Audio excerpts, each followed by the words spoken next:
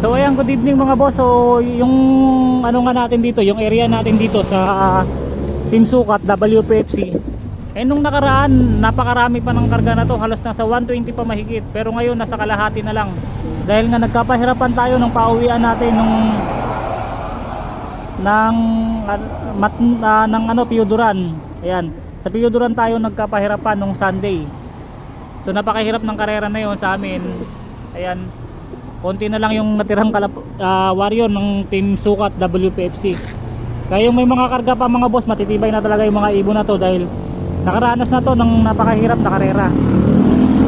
So sila na lang yung natitira sa WPFC Team Sukat. So kumusta naman kaya sa ibang area?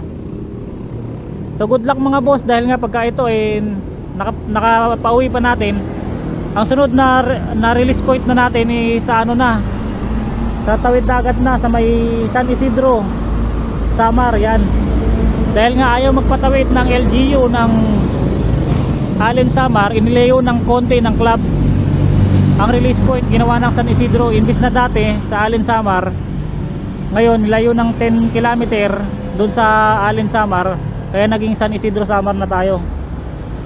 Kaya na lang yung mga warrior ng WPFC Team Sukat. Good luck mga boss sa may mga karera, at sana makauwi ng maayos yung ating mga warrior.